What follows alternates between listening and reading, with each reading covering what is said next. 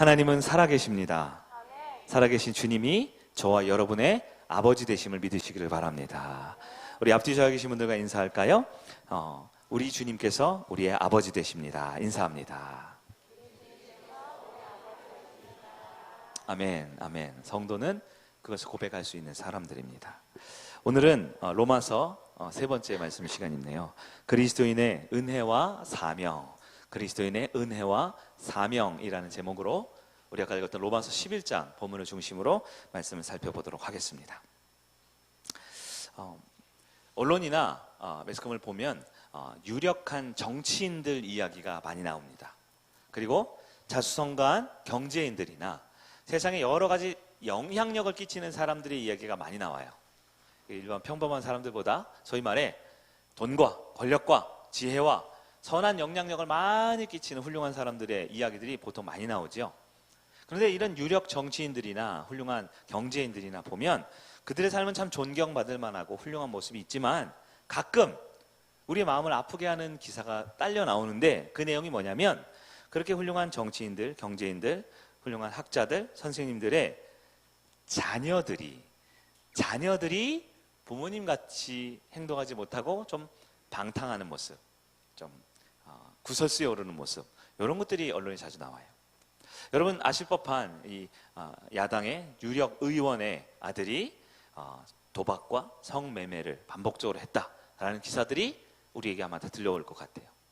여당 의원도 마찬가지, 아주 유력한 여당 의원의 아들이 음주운전을 여러 번 해서 적발됐다, 이런 이야기들이 들리죠. 세상 사람들뿐만 아닙니다. 때로는 우리 하나님 믿는다고 하는 우리 성도들, 특히 목회자, 아주 유력하고 아주 사람들이 존경받는 목회자의 자녀들이 때로는 실족하고 실패했다라는 이야기, 그래서 방탕한 삶의 모습들이 우리의 마음을 아프게도 합니다. 그분이 과연 구원을 받았을까를 떠나서 오히려 정말 수많은 사회적인 악영향을 끼쳤다라는 이야기를 들으면 우리는 큰 실망에 빠지죠. 오늘 본문 속에 나와 있는 배경이 좀 그러한 것 같아요. 본문 속 이스라엘 백성, 이스라엘 하면 유대인들이죠. 우리 보통 유대인 하면 하나님이 선택한 백성, 그래서 더 큰 기대를 가지고 있어요. 뭔가 더 잘 해주기를 바랍니다. 하지만 오늘 본문의 배경은 그 유대인들, 이스라엘 백성들, 소위 말해 선택받았다는 사람들이 더 큰 실망을 끼치고 오히려 구원과 하나님의 은혜 가운데 멀어지고 있었다라는 이야기들이 들려옵니다.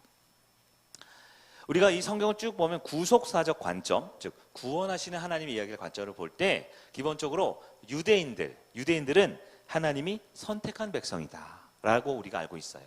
그래서 우리 아브라함부터 시작하죠. 아브라함과 이삭과 야곱과 쭉 이어지는 그 하나님의 선택한 백성들, 그래서 예수님의 족보, 계보를 봐도 아브라함과 다윗의 자손, 예수의 계보라 이렇게 하죠. 아브라함부터 14대까지 하면서 예수님까지 오죠. 반면 유대인, 즉 이스라엘 백성과 대조되는 사람들을 우리는 보통 큰 무리로 봤을 때 이방인이라고 합니다. 이방인들은 어떻게 해요? 기본적으로 구속사적 관점을 볼 때 이방인은 하나님의 구원 언약 범위 밖에 있는 사람들이다 라고 기본적으로 구속사적인 개념이 정해져 있어요. 성지순례를 가보잖아요. 그럼 이스라엘 예루살렘 성지순례 가보면 예루살렘 누가 살고 있을까요? 지금 유대인들이 살고 있어요. 유대인들 많이 살고 있는데요. 그들이 대부분 하는 일이 뭐냐면 관광객들을 대상으로 장사를 합니다. 가장 장사하기 쉬운 사람이 한국 사람들이에요. 그 성지순례에 온 사람들 절반은 한국 사람들이기 때문에, 그래서 한국 사람들을 향해서 굉장히 장사를 열심히 합니다. 근데 안타깝게도 그렇게 열심히 장사하지만 그들 대부분은 예수를 믿지 않아요. 예수를 믿는 사람들 대상으로 무슨 교회, 무슨 기념교회, 비아 돌로로사, 십자가의 길, 갈보리 언덕, 골고다의 십자가 달려 죽은 그런 곳들을 막 기념해서 막 엄청나게 장사를 하고 기념품을 판매하고 사람들을 이렇게 음식점을 장사하지만 대부분 그들 유대인들은 예수를 믿지 않는다라는 거예요. 왜 그런 일이 벌어졌을까요? 예수님이 이 땅에 오셨다라는 것을 우리 성육신이라 그러죠. 좀 더 쉽게 말하면 성탄절, 크리스마스죠. 예수님이 이 땅에 오셨어요. 그걸 우리는 신학적으로 초림이라고 하죠. 첫 번째 오셨습니다. 예수님이 이 땅에 오심으로 큰 변화의 시작은 바로 하나님 나라가 다시 시작했다라는 거예요. 하나님 나라 다시 시작했습니다. 그리고 먼 미래의 일이긴 하지만 예수님이 두 번째 오실 때 이걸 재림이라고 하죠. 주님이 다시 오실 때 하나님 나라는 완성이 될 것입니다. 그럼 현재 예수님이 오시고 2023년 지금까지 현재는 초림의 그 영향 아래 있는 즉 하나님 나라가 시작돼서 이루어져가는 과정이지요. 그런데 예수님이 이 땅에 오셨을 때부터 지금까지 놀랍게도 안타깝게도 대다수의 유대인들 선택받았다는 유대인들은 예수님을 받아들이지 않습니다. 다른 말로 하면 예수님을 믿지 않는 거예요. 믿음이 없습니다. 예수님을 거부하는 것이죠. 한편 반면에 유대인들이 아닌 수많은 이방인들 중에 이방인들은 유대인을 제외한 어딜까요? 뭐 미국 사람, 영국 사람, 중국 사람, 그리고 우리 한국 사람 다 성경적 구약적 배경으로는 이방인이죠. 이방인들 중에 상당히 많은 사람들이 예수님을 받아들였습니다. 예수님을 영접했다라는 거예요. 왜냐하면 그들에게는 믿음이 있기 때문이죠. 자, 오늘 본문의 이 배경과 오늘의 우리의 삶은 어쩌면 여전히 동일한 상황이 있습니다. 하나님이 선택한 백성이라고 알려진 사람들, 그리고 하나님의 언약 백성 밖에 있다라고 사는 사람들이 오히려 구원의 문제에 역전이 되어버린 거예요. 왜 그럴까요?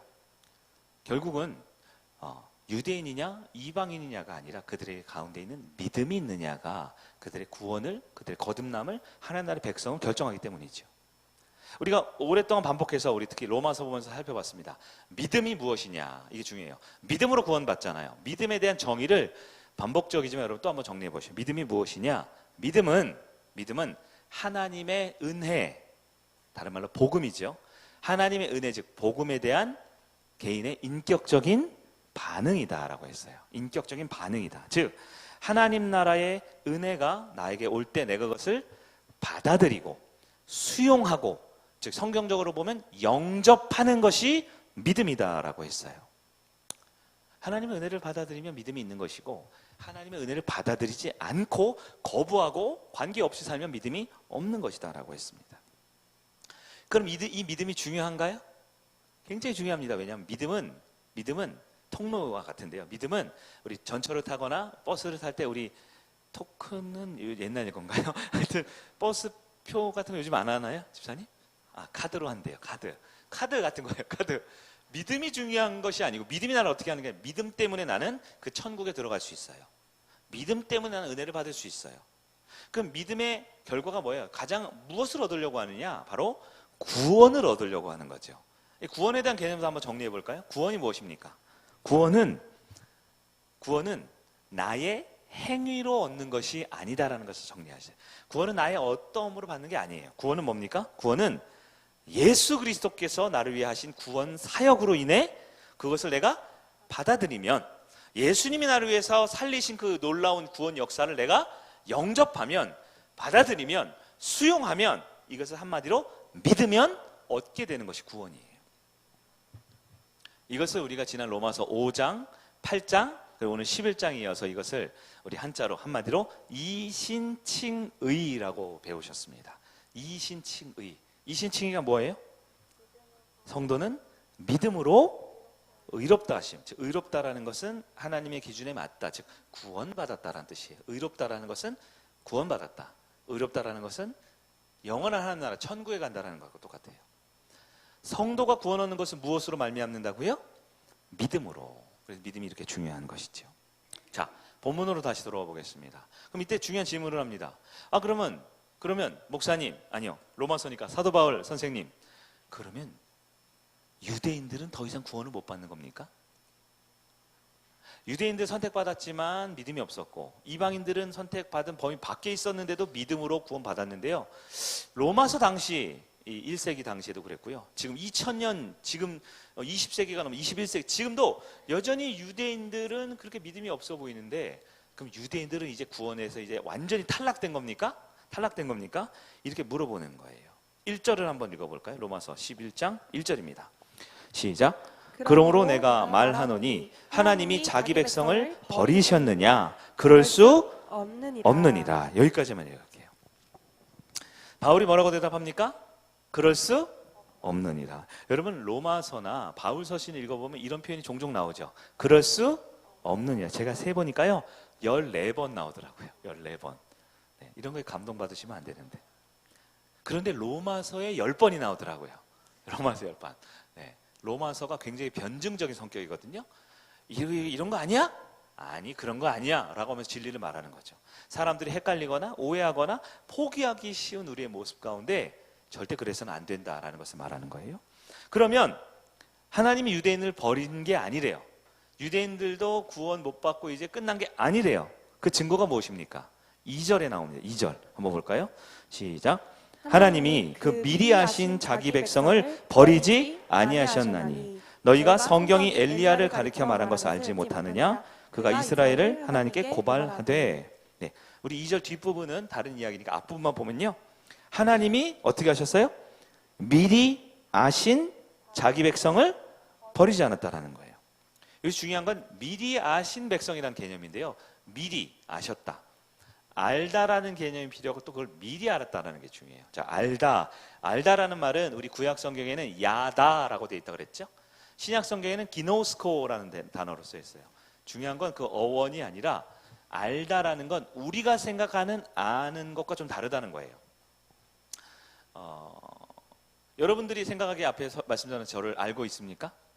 그러면 키가 180이 조금 안 되고 얼굴은 계란형이 갸름하고 그건 제대로 모르는 거죠. 제대로 모르는 거죠. 근데 목사님은 키가 저 정도 되고 몸무게는 저 정도 되고 배는 이렇게 나와 있고 그런 것 같아 라고 우리는 안다고 생각하지만 그건 진짜 아는 게 아니에요.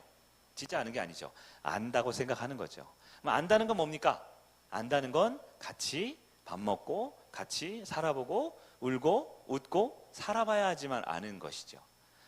성경에서 안다라는 의미는요, 보통 경험을 통해, 근데 깊은 경험을 통해, 특별히 남녀 간의 연합된 관계를 통해 깊은 친밀감과 그런 선택적인, 그래서 우리 풍삼첫 때 배우는 배타적 관계 속에 둘만의 특별한 관계 속에 서로를 깊이 인정하고 존중하고 받아들이는 관계를 안다라고 표현하고 있어요. 그런데 하나님께서 그 선택한 백성들을 아는데 어떻게 알아요?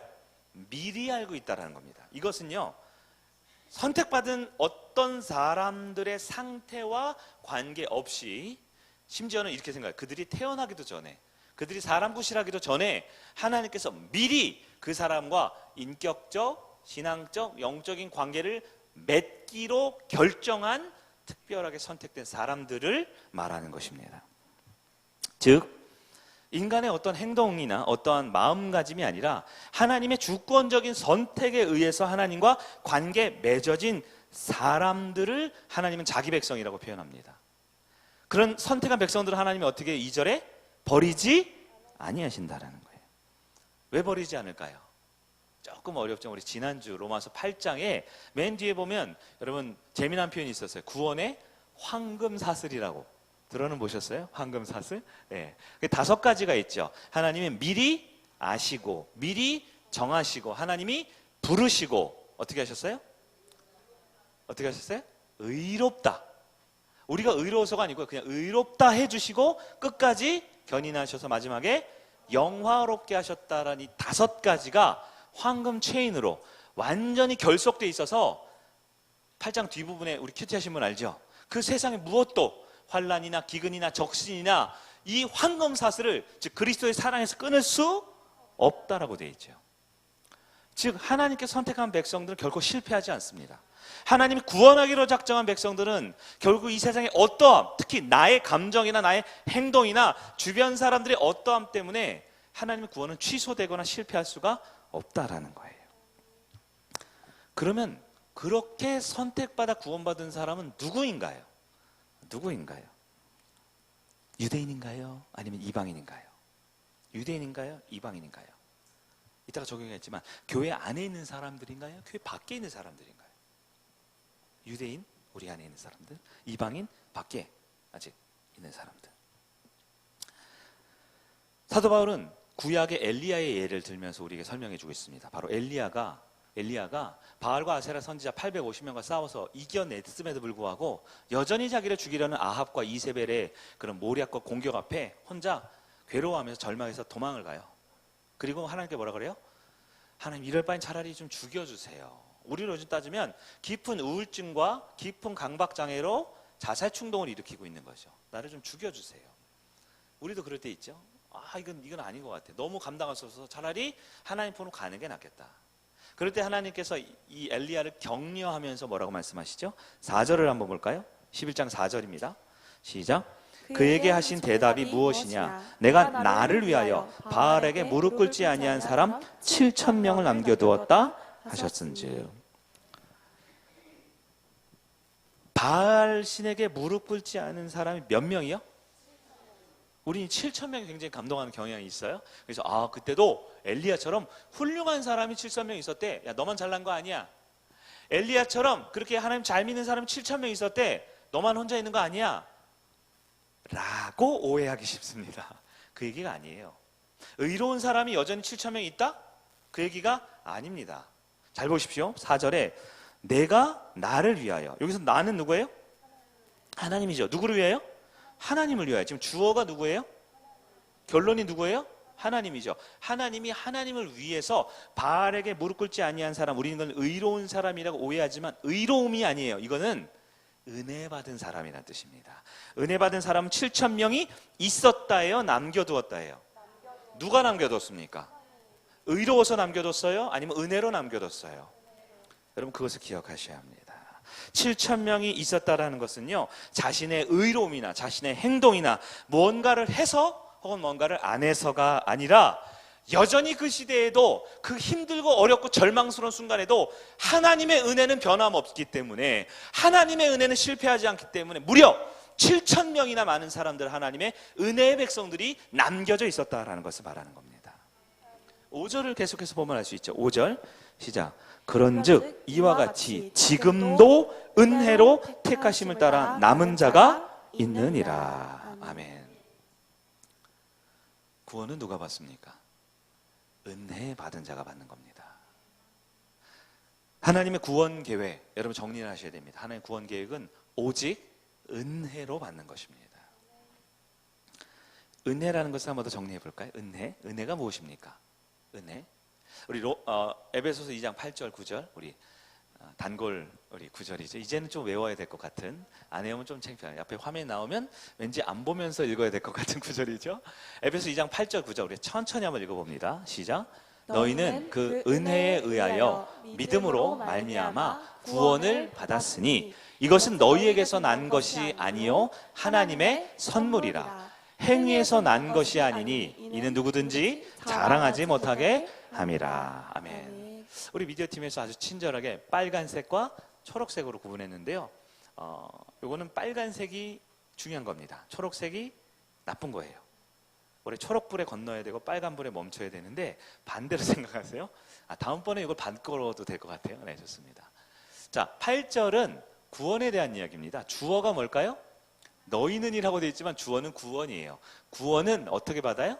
구원은 믿음으로 받습니다. 근데 믿음이 나에게 오는 통로가 뭐예요? 다시요.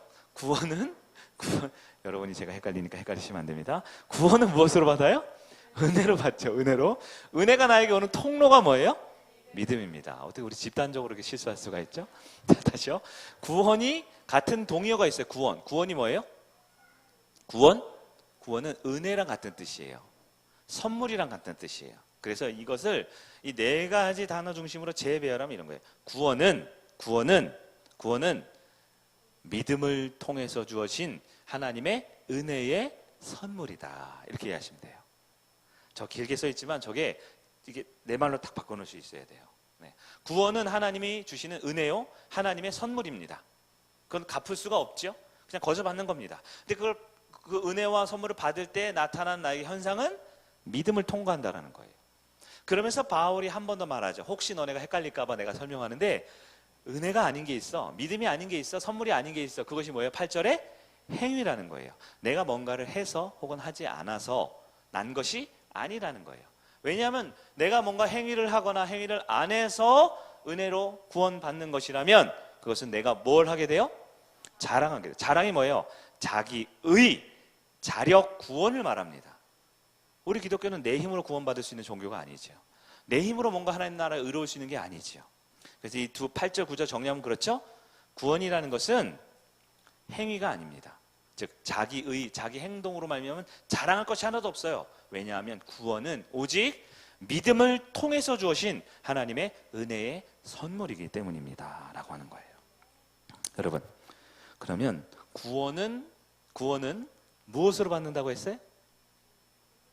은혜하고 믿음이 좀 헷갈리시지만 잘 정리하세요. 은혜가 본질이고요, 믿음은 통로입니다. 은혜가 생명수고요, 믿음은 파이프관 같은 거예요. 이해되시죠? 내가 이렇게 수도꼭지에 물이 콸콸 쏟아져서 갈증 날 때, 죽을 때 물 마셔야 살죠? 그 물, 생수와 같은 구원은 어디서 와요? 은혜의 저수지에서 오는 거예요. 은혜의 저수지가 근데 이게 로켓 배송으로 올 수는 없고요, 이게 파이프관이 쫙 연결돼 있죠. 상수도관이. 그 상수도관 파이프관이 뭐예요? 믿음이라는 것입니다. 그런데 이 물은, 이 생수는 얼마 주고 먹는 거예요? 선물이에요. 선물. 내가 뭔가를 하는 행위가 아닙니다. 나중에 또 설명을 드리겠습니다. 오늘 본문 다시 돌아가야 돼요. 그럼 그 은혜는 누가 받을까요? 은혜는 누가 받을까요? 은혜는 누가 받을까요? 우리 5절에 다시 한번 보겠습니다. 5절 시작. 그런즉 이와 같이 지금도 은혜로 택하심을 따라 남은 자가 있느니라. 5절에 보면 누가 받느냐면 남은 자가 받는다고 되어 있어. 그렇죠? 남은 자 아주 중요합니다. 성경에서 특히 이 바울 신학과 구약을 연결하는 과정이 이 남은 자 신학이 아주 중요해요. 남겨진 사람들, 남은 자 누구냐? 이따 설명을 할게요. 근데 이 남은 자랑 비슷한 표현이 나옵니다. 우리 7절을 볼까요? 7절 시작. 그런즉 어떠하냐? 이스라엘이 구하는 그것을 얻지 못하고 오직 택하심을 입은 자가 얻었고 그 남은 자들은 우둔하여졌느니라. 여기서 7절에도 누가 나와요? 남은 자들이 나오죠. 여러분 너무 죄송합니다. 저기 성경 번역가를 대신해서 사과드릴게요. 5절의 남은 자와 7절의 남은 자들은 같은 단어지만 완전히 다른 뜻이에요. 여러분 이걸 설명이 꼭 필요한 거예요. 5절에 남은 자라는 것은요, 영어로 하면 렘넌트라는 뜻, 남은 자. 이건요, 행위를 통해서 구원받은 게 아니라 은혜로 선택받은, 특별히 은혜 가운데 남겨진 사람들을 말합니다. 특별히 은혜 받은 사람들을 남은 자라고 말해요. 왜 남았어요? 내가 뭔가를 했으면 내가 뭔가 한 사람이라고 표현했겠죠. 뭔가 한 자, 착한 자, 선한 자, 의로운 자죠. 그렇지가 않아요. 죄와 허물로 죽을 수밖에 없는 인류를 위해 예수님 십자가의 구원을 통해서 우리에게 은혜를 주셨기 때문에 그 저주와 형벌을 피해 남겨진, 살아남은 특별한 사람이라는 뜻이에요. 남겨진 자, 남은 자. 구원받은 사람들은 남은 자입니다. 근데 한편 7절에는요, 7절은 여기도 보면 이제 남은 자들은 돼 있지만 남은 자들은 어떻게 돼 있다고 그랬어요? 우둔하여졌느니라고 돼 있죠. 이게 번역이 조금 죄송해요. 제가 대신 사과드릴게요. 원문을 보면 우둔함으로 남겨진 자라는 뜻이에요. 우둔함으로 남겨진 자. 영어 잘하시는 분은 The others were hardened. 여러분 hard 있죠. hard, 딱딱한 hard. hardened, 딱딱해진. 그래서 원문을 보면 이것은 마음이 굳어진 사람, 마음이 경화된 사람. 우리 동맥 경화, 간 경화 있죠. 딱딱하면 사람이 곧 죽을 수밖에 없잖아요. 철면피, 무감각한 사람, 냉담한 사람, 양심이 마비된 사람을 우둔한 자라고 표현하고 있어요. 즉 남은 자들은요, 은혜로 남은 자들은 하나님께서 선택한 은혜를 받았기 때문에 그 가운데 하나님과 인격적인 교제와 관계를 맺는 특별한 구원받은 사람들입니다. 하지만 우둔함으로 남겨진 자, 표현으로 하면 우둔함으로 버림받은 사람들이라는 뜻이에요. 버림받은 사람은 하나님에 대한 인격적 지식에 우둔합니다. 알 수 없어요. 그래서 완악해진 사람을 뜻하는 거예요.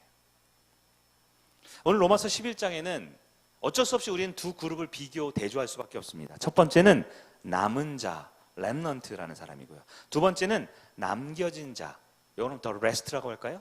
남겨진 자, 제외된 사람이라는 뜻이 있어요.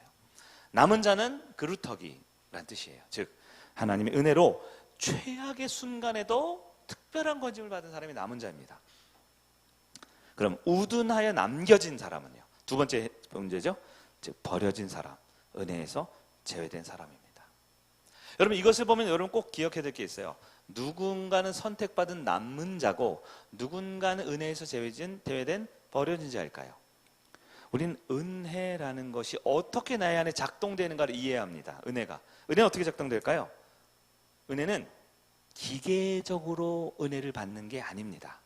은혜는 형식적으로 뭔가 행위를 통해서 은혜를 받는 게 아닙니다. 은혜는 이렇게 모여있다고 집단적으로 은혜를 받는 게 아닙니다. 은혜는 형식적으로, 종교적으로, 집단적으로, 기계적으로 받는 게 아닙니다. 은혜는 어떻게 받을까요? 힌트는 아까 나와 있어요. 2절에 은혜는 하나님이 미리 신택하신 자들, 미리 아셨다고 그랬어요. 은혜는 하나님과 인격적 관계로 맺어진 약속을 어떻게 해요?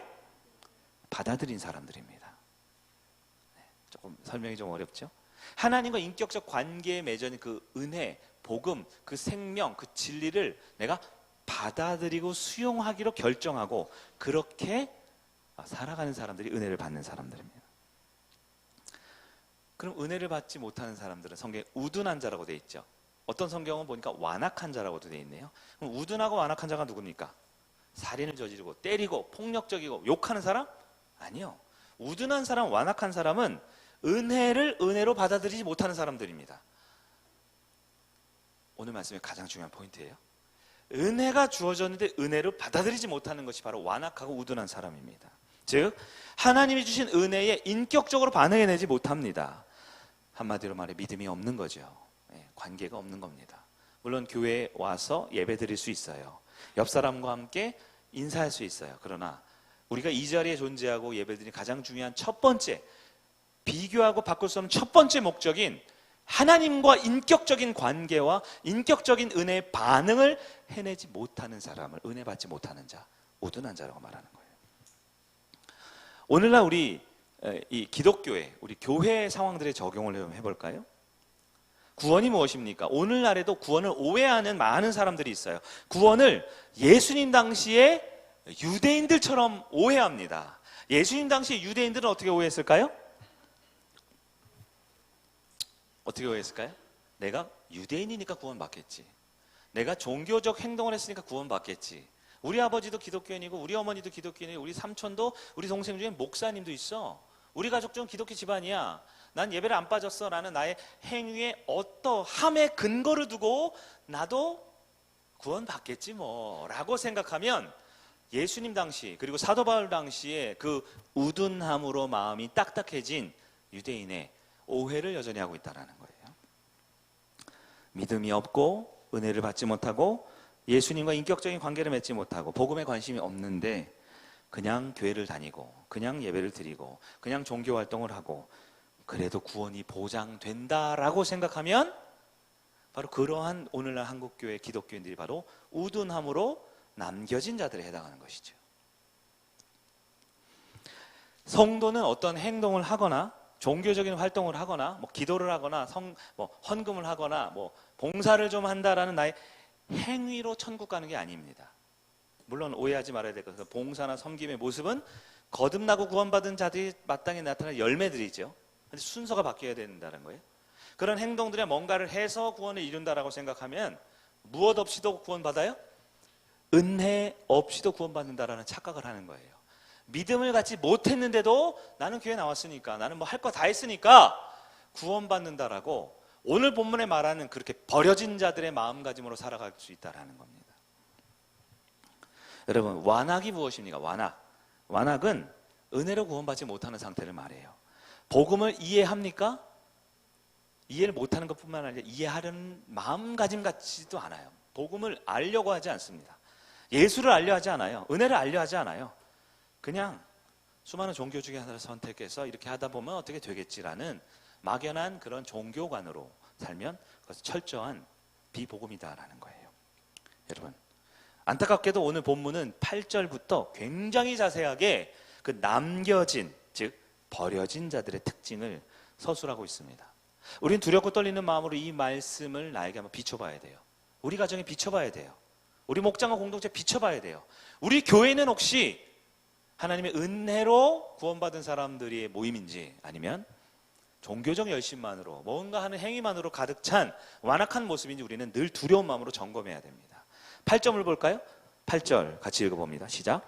기록된 바 하나님이 오늘까지 그들에게 혼미한 심령과 보지 못할 눈과 듣지 못할 귀를 주셨다 함과 같으니라. 남겨진 사람들의 특징이 뭐예요? 혼미한 게 뭐예요? 뭔가 마취된 상태, 중독된 상태, 세상 욕심으로 가득 취해서 영혼이 마비된 상태를 말합니다. 결과가 뭐예요? 하나님을 봐요? 못 봐요? 못 보죠. 하나님을 어떻게 봅니까? 하나님 음성을 들어요? 못 듣지요. 어떻게 듣습니까? 특히 너무 심각한 비인격적 상태입니다. 비인격적 상태예요. 전혀 신앙적인 모습이 내 안에 없어요. 물론 종교적인 모습은 있을지 몰라요. 그러나 전혀 예수와 하나님과 말씀 앞에, 기도 앞에 진지하게 반응해내지를 못해요. 마른 막대기처럼 그냥 왔다 갔다 할 뿐이지요. 9절입니다. 9절 시작. 또 다윗이 이르되 그들의 밥상이 올무와 덫과 거치는 것과 보응이 되게 하시옵고 그들의 눈은 흐려보지 못하고 그들의 등은 항상 굳게 하옵소서. 여러분 안타깝죠? 밥상이 뭐예요? 밥상은 식탁이죠. 이걸 우리에게 현대적으로 가져오면요, 우리가 매일 밥을 먹는 가정을 말합니다. 우리 가정의 식탁, 우리가 직장에서 점심마다 직장에서 하죠. 우리 직장에서의 삶의 모습, 내가 소중하고 의미 있고 관심 갖고 시간을 많이 들이는 그 곳이, 그 밥상이 어떻게 돼요? 은혜가 없으면 가정이 감옥이 된다라는 거예요. 올무가 된다고요. 서로를 구속하고 서로를 정죄하고 비난하고 책망하고 서로야 마치 싸우려고 살아가는 사람처럼 감옥처럼 사는 거예요. 가정이 어떻게 돼요? 전쟁터가 된다라는 뜻입니다. 세계 3차 대전은 우리 집에 매일 벌어지고 있어요. 오히려 그 가정은 범죄의 소굴입니다. 모여서 머리 맞대서 악한 것을 생각하고요, 모여서 머리 맞대고 우리만 잘 먹고 잘 사는 것을 위해 세상을 이용하고 세상을 악용하지요. 안타깝지만 하나님의 은혜가 없는 곳의 밥상 자리는 이미 지옥의 형벌이 시작된 곳입니다. 이미 지옥이 시작된 것이에요. 하지만 은혜를 받으면 어떻게 됩니까? 우리 일생생활은 부족하지만 에덴으로 바뀌어집니다. 하나님 나라가 시작이 됩니다. 거기서 웃음이, 세상에 주선 진짜 하나님 안에서의 소망과 웃음이 시작됩니다. 구원의 확신과 구원의 축복과 구원의 은혜와 사명이 이어지는 것이 되는 것이죠. 눈은 흐려보지 못하고 등은 굽어 있대요. 얼마나 비참합니까? 보고 싶은데 잘 보지 못해요. 내 소중한 딸을, 내 소중한 부모님을, 내 소중한 남편과 아내를 보지 못해요. 눈이 흐려서요. 너무 갖고 싶은 예쁜 옷을 사도요, 보지 못해요. 눈이 흐려서요. 등이 굽어 있습니다. 얼마나 힘겹고 어려운 삶을 비참하게 살아간다는 뜻입니까? 이 남겨진, 은혜에 제외돼서 남겨진 자들의 이 저주받은 모습을 성경은 뭐라고 말할까요? 하나님을 보지 못하고 하나님 음성을 듣지 못하고 깨닫지 못하는 저주라고 말합니다. 뭐예요? 말씀을 보는데요, 보는데 깨닫지를 못해요. 설교를 듣는데 깨닫지를 못해요. 기도의 자리에 참여하는데요, 은혜가 안 돼요. 기도가 감사하지 않아요. 그냥 해야 될 것 같아서 해요. 한 번씩 돌아가면서 하니까 이제 내 차례 벌벌 떨다가 이제 겨우 해요. 왜 그 말씀과 그 기도의 그 놀라운 은혜의 자리, 복음으로 주어지고 은혜로 주어지고 구원하기 위해 생명으로 주어진 그 하나님의 엄마의 품과 같은, 엄마와 사랑을 나누고 엄마의 젖을 먹는 것 같은 그 생명의 자리에 말씀과 기도와 예배가 왜 그렇게 깨닫지도 않고 감동도 없고 은혜도 없고 지루하기만 한지요? 여러분 너무 비참하지 않습니까? 이스라엘 백성은 혈통으로 구원받지 못했어요. 즉 집단적으로, 민족적으로, 저절로 구원받는 게 아닙니다. 오늘날 성도도 마찬가지입니다. 교회에 왔다고요, 등록카드 작성했다고요, 예배를 드렸다고요, 성경을 좀 배웠다고 구원받는 게 아닙니다. 창세기부터 계시록까지 그 어느 구절에도 그러한 행위를 통해 구원받았다는 얘기는 없어요. 그러면 여러분께 물어볼게요. 바울에게 물어봤던 겁니다. 유대인이 구원받아요? 이방인이 구원받아요? 교회 안에 있는 우리가 구원받습니까? 교회 밖에 있는 사람들이 구원받습니까? 하나님의 은혜를 받은 사람이 구원을 받습니다. 그러면 나는 어떤 존재입니까? 나는 어떤 존재예요? 은혜를 받아야 하는 존재예요. 누가요? 내가요. 우리 교회가요? 아니요, 내가 은혜를 받아야 합니다. 은혜를 또 오해하면 은혜를 뭔가 느끼는 거, 감동받는 거, 뭐 갑자기 막 눈물 콧물, 물론 그건 은혜의 결과 중에 하나이지요. 그러나 은혜를 받은 사람은 알아요. 이 하나님의 말씀이고 이게 하나님의 생명이고 이게 하나님의 진리인 걸 알지요. 은혜를 받아야 합니다. 오늘 제목이 첫 번째가 뭐예요? 그리스도인의 은혜였습니다. 말이 좀 이상해요. 그리스도인의 은혜. 좀 표현이 그런데요. 그리스도인은 반드시 첫 번째 뭘 해야 됩니까? 은혜를 받아야 합니다. 은혜 받는 건 하나님과 인격적 관계를 맺는 거예요. 성경을 읽으면 아, 이게 하나님이 이런 말씀이고 나에게 이런 말씀을 하셨구나. 그걸 깨달으셔야 돼요. 기도를 하면 힘들고 어려운 순간, 기쁘고 즐거운 순간 여러 가지 있지만 하나님을, 예수님을 만나고 경험을 해내야 됩니다. 그냥 왔다 가는 것만으로는 아무것도 이룰 수가 없어요. 이미 경험 많이 하셨죠? 5년째, 10년째 왔다만 가고 아무 변화도 없잖아요. 여러분 혹시 그러고 있습니까? 은혜를 받을 줄 알아야 되죠. 또 누군 그래요. 목사님 설교를 그러니까 좀 잘 좀 하세요. 우리 찬양팀 좀 은혜를 좀 끼치세요. 여러분 은혜는 잘하는 게 아니고 끼치는 게 아니에요. 은혜는 완악하지 않은 나의 심령으로 예수가 이미 주신 그 은혜와 생명의 복음을 받아들이는 겁니다. 받아들여야 돼요. 누가 받아들여요? 누가 대신 받아들여 줄 수 있어요? 우리 어머니 아버지가 장로님, 목사님, 권사님이라고 내가 자동으로 받아요? 그렇게 유대인처럼 살면 안 돼요. 오늘 로마서 마지막이니까 제가 조금 소리를 쳤습니다. 다음 주에는 또 그냥 사랑합니다, 축복합니다 설교만 할지 몰라요. 근데 오늘 본문이 너무 집요하게 얘기를 하네요. 제가 설교 준비를 하면서 이걸 뺄까 바꿀까 순서를 바꿀까 마이너스를 앞에 조금만 치고 뒤에 복 얘기를 이만큼 할까 고민을 했는데요. 마지막 기회일지도 모른다는 생각이 들어요. 여러분 뭔가를 더 하고 덜 하지 않아서가 아닙니다. 주님은 이미 우리 가운데 은혜를 가득 주셨고요. 복음이라는 생명으로 이게 알려주셨고요. 이제 내 마음이 그걸 받아들이냐 문제예요. 받아들이는 것을 우리는 믿음이라고 표현합니다. 받아들이지 않으면 그걸 완악하고 우둔하여 버려진 자라고 표현합니다. 여러분 여전히 이 시대에도 교회 안에도 남겨져 버려진 자들이 많아요. 밖에는 말할 것도 없죠. 그러나 또 하나 밖에 있지만 지금 아직 교회를 안 다니지만 예수를 모르지만 분명히 은혜 받아서 천국에 갈 사람도 많이 있습니다. 그러니까 우리는 전도하고 사명이 있지요. 여러분 말씀을 들어도 은혜가 안 됩니까? 영적인 판단이 되지 않고 늘 결정하는 것은 이기적이고 욕심이고 그래서 늘 사람들 불편하게 하는 것만 자꾸 결정합니까? 여러분 다른 것 무엇보다 은혜 받는 나의 가장 중요한 일에 집중하셔야 돼요. 한 가지만 덧붙일게요. 마지막은 그리스도의 사명에 대해 잠깐 얘기를 해야 됩니다. 우리가 3주간 로마서와 그리스도인이라는 주제로 살펴보았습니다.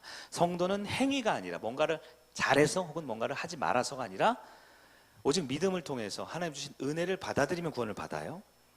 그러면 성도는 하나님의 은혜의 복을 받아들임으로 구원을 받게 되는데요. 그걸 받아들일 때 이 구원은 결정은 누가 하느냐? 내가 하는 게 아니죠. 누가 하는 거예요? 하나님이 주권자이시잖아요. 거듭남의 주체는 하나님이잖아요. 난 그걸 뭐 하는 거예요? 받아들이는 거죠. 그럼 구원받고 거듭난 자들은 어디에 있습니까? 어디에 있습니까? 또 우리 바울의 질문인 거예요. 유대인들에게 구원이 있습니까? 이방인들에게 구원이 있습니까? 교회 안에 있어야만 구원을 자동으로 받습니까? 교회 밖에 있으면 무조건 못 받습니까? 아니죠. 하나님의 은혜를 은혜로 받아들이는 사람들이 구원을 받습니다. 우리 안에도 모든 성도가 그 은혜를 은혜로 받아들이는 여러분들을 축복합니다. 그럼 교회의 사명이 뭐예요? 교회의 사명은 우리 공동체가 은혜의 공동체가 되어야 해요. 점심밥도 맛있게 먹어야 되고 목장 교제도 잘해야 되고 아우팅도 신나게 놀아야 되죠.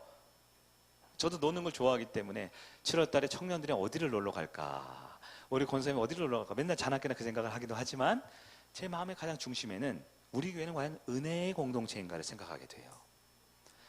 너무나 놀랍게도 정말 놀랍게도 세계 7대 불가사의 중에 하나가 뭔지 아세요? 성일교회에 한 달에 한 명씩 등록하는 분들이 생긴다라는 겁니다. 오늘 등록하셨는데 제가 등록할 때 항상 미안한 마음이 있어요. 왜 등록하시지? 목사도 별 볼 일 없고 교회도 엘리베이터도 없고 주차장도 저렇게 있어서 땡볕에 걸어 올라와야 되는데 네? 특히 가장 결정적인 거 점심밥 먹을 때 요즘 신발 벗는 데가 세상에 어디 있어요. 신발을 벗고 들어가야 되는데 너무너무 죄송하죠. 빨리 좋은 교회 엘리베이터도 있고 막 근사한 건물도 짓고 이렇게 하고 싶은 마음이 굴뚝 같은 게 뭔가 보여주고 자랑하려고 그러는 게 아니라 우리 소중한 우리 성도님들 정말 편하고 행복하고 즐겁게 신앙생활 했으면 좋겠다는 마음 때문에 그러거든요. 근데 놀랍게도 등록을 하는 분들이 계셔요. 우리 떨기나무 목장 요즘 대부흥 폭발이 일어나고 있어요. 벌써 5번이 됐네요. 부흥이 일어나고 있어요. 빛과소금 목장도, 청년들도요. 그런데 그렇게 부흥하고 성장하고 아름다운 모습이 보이지만 마음속에 여전히 우리 공동체는 과연 정말 은혜가 있는 공동체인가를 여전히 계속 궁금해하게 돼요. 분명 없는 것들은 많아요. 엘리베이터도 없고요. 뭐 있을까요? 잘생긴 목사님도 없고요. 뭐 훌륭한 뭔가 인간적인 모습으로 행위적으로 괜찮은 건 별로 없어요. 분명히. 그러나 우리 가운데 은혜가 있다면 영혼은 살아날 수 있습니다. 우리 가운데 은혜가 있다면 새로운 생명은 새롭게 주님의 은혜 가운데 들어가게 될 것입니다. 적용을 마지막으로 해봤으면 좋겠어요. 진실하게 내용을 먼저 점검해 볼까요? 나는 은혜를 받고 있는가? 저를 쳐다보지 마세요. 목사님이 설교를 은혜롭게 하는가? 그거는 비성경적 표현입니다. 나는 주어진 상황, 말씀과 찬양과 예배 가운데 은혜를 받고 있느냐? 느리더라도, 좀 크기는 작더라도 은혜가 없으면 안 돼요. 더 이상 이 구원의 은혜 앞에 남 탓하지 마세요. 누구 때문에 그것은 완악하고 오만한 자들이 하는 말입니다. 마음이 우둔하여져서 버림받은 자들이 하는 말이 그거예요. 누구 때문에? 원망과 불평이지요. 그러나 진짜 은혜를 받은 사람은 어떤 환경에서도 그 최악의 환경, 엘리야가 목숨 걸고 했는데도 실패해서 다 죽을 것 같은 그 상황에도 하나님은 은혜 받은 자를 무려 7,000명이나 하나님의 은혜로 남겨두셨다고 하고 있어요. 그리고 사도 바울과 같이 살인자요, 예수를 핍박하기에 수많은 사람 죽였던 사람도 1절에 나와 있죠. 나도 그 은혜로 이 자리에 있다라고 고백합니다. 여러분, 그 은혜를 받은 사람이라고 바울처럼 고백할 수 있겠습니까? 그 7,000명의 한 사람으로 내가 뭘 해서가 아니라 저도 하나님의 은혜 받은 사람인데요 라고 자신 있게 말할 수 있습니까? 예배 자리에 있고 교회를 오래 다녔다는 행위가 아니라 진짜 하나님의 은혜 복음을 받아들일 수 있는 저와 여러분들에게 간절히 소망합니다. 두 번째 적용은 우리 교회를 점검해 볼까요? 우리 교회는 은혜가 있습니까? 교회 간판을 딱 걸어놨다라고 다 구원받는 게 아니에요. 매주 예배를 드리고 있고 매주 뭔가를 열심히 한다고 해서 노아의 방주처럼 타면 다 자동구원 아니에요. 우리 성일교회가 은혜의 공동체가 됩니다. 반드시 은혜의 공동체가 되어야 하는 거예요. 못난 사람들 투성이잖아요. 약점 투성이잖아요. 밥을 맛있게 먹다가 밥에 머리카락이 나올 수도 있단 말이죠. 그러나 은혜의 공동체가 되어야 합니다. 여러분, 기독교의 본질이 뭐예요? 기독교의 본질은 복음이죠. 복음은 예수 그리스도와 인격적 관계입니다. 그러나 이 기독교가 우리 현장에 구현되는 교회, 기독교의 본질은 복음인데요, 기독교가 구현되는 현장, 교회의 본질은 두 가지라 그랬어요. 뭐예요? 복음과 공동체입니다. 은혜의 복음이 담겨질 그릇의 공동체가 돼야 되죠. 목사 한 사람만 열심히 설교한다고 되는 않는 것 같아요. 우리 예배팀, 찬양팀 열심히 찬양하고 봉사한다고 되는 게 아닌 것 같아요. 이제는 우리 모두가 은혜를 받을 줄 알고 은혜를 나눌 수 있는 공동체가 되어야 하는 것입니다. 말씀이 좀 길었어요. 죄송합니다. 말씀 정리할게요. 지난 3주간 우리 큐티 학교라는 핑계로 우리 오전 예배를 원래 하던 설교가 아니라 조금 딱딱한 로마서를 좀 구원 중심으로 강의를 해보았어요. 주제는 뭐였냐? 구원은 오직 하나님의 은혜로 우리가 믿음을 가질 때 받는다. 이신칭의라는 것이었어요. 여러분, 성도의 삶은 우리 로마서 5장에 따르면 그 구원의 확신을 가질 수 있다고 했어요. 확신뿐만 아니라 진노에서 건진받은 축복의 삶을 살 수 있다고 했습니다. 성도의 삶은 로마서 8장 중심으로 똑같은 고난이 와도 우리는 좌절과 절망의 탄식이 아니라 성령님의 중보의 기도의 힘을 얻어서 우리는 다시 할 수 있다. 소망의 기도로 이어질 수 있는 영광을 바라보는 존재가 우리 그리스도인이라고 했어요. 오늘 세 번째 로마서 11장에는 그럼 그 구원은 과연 누가 받느냐? 혈통이냐? 겉모습이냐? 이력서에 나의 자기소개서에 종교란에 기독교라고 적는 것이냐? 아니 매주 이 자리 예배 드림이냐? 아니라고 했어요. 구원은 하나님의 은혜를 받는 자, 은혜를 받을 수 있는 자들의 특권이라고 했습니다.